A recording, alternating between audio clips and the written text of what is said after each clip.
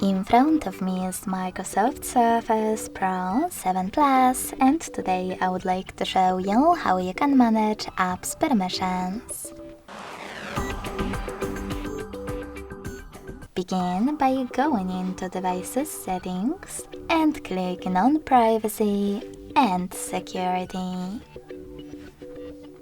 Now you need to scroll all the way down and click on one of those options that you wish to manage, like microphone.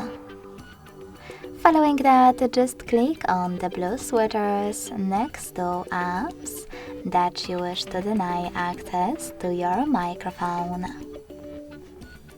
In order to allow it, click on the white switches instead.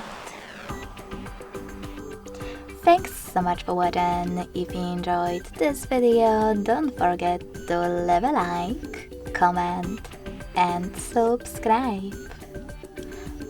Bye!